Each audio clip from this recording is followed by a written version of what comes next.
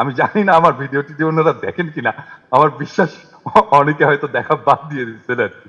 এবং আমাদের বিপ্লবের এই ইসলামী চেতনা যেটা আমাদের ভেতরে ছিল, ওনাদেরকে অ্যাকনলেজ করবেন।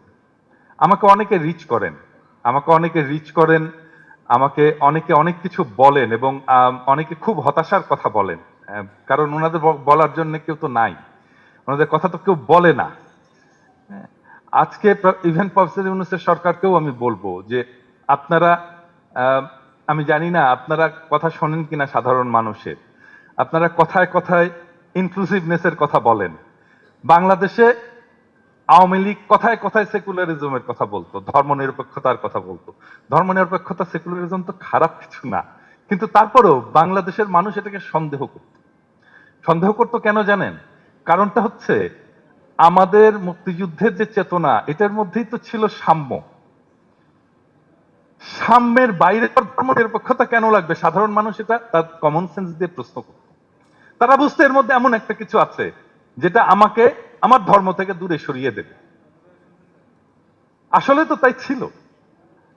আদারওয়াইজ যদি আমি সাম্যের মতো একটা আদর্শকে আমি আমার রাষ্ট্রের আদর্শ বলে গ্রহণ করি, তাহলে আলাদা করে ধর্ম নিরপেক্ষতা বলার দরকার পড়ে না তো। তাহলে দরকার পড়লো কেন? এটা সাধারণ মানুষ বুঝতো, তার কমন সেন্স দিয়ে। আজকেও সাধারণ মানুষ ইনক্লুসিভনেস এই কথাটাকে ভয় পায়। আপনারা ওনাদের ভয়টাকে, ওনাদের আশঙ্কাটাকে আমলে নেন।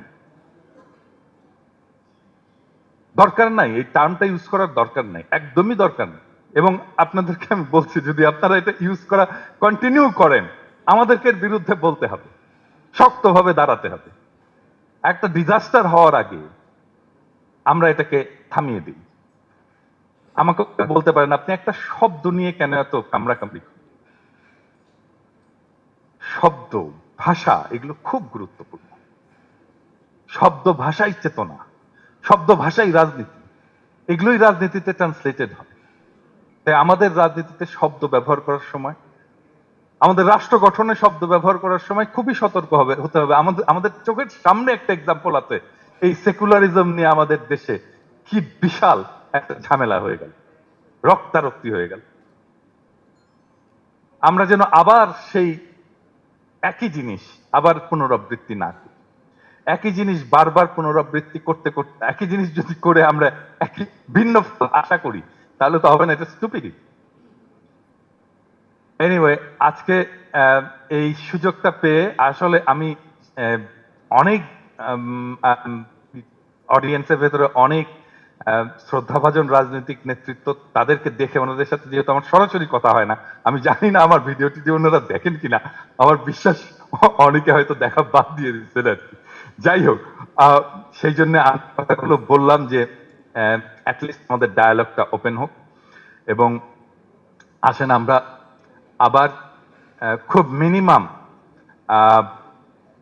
মিনিমাম নীতির ভিত্তিতে, মিনিমাম পয়েন্টের ভিত্তিতে আর একটা জাতীয় এবং সামনের দিকে এগিয়ে যাই। বাংলাদেশের স্বাধীনতা, তিনটা জিনিস আমাদেরকে রক্ষা করতে হবে: স্বাধীনতা, সার্বভৌমত্ব এবং জাতীয় মর্যাদা।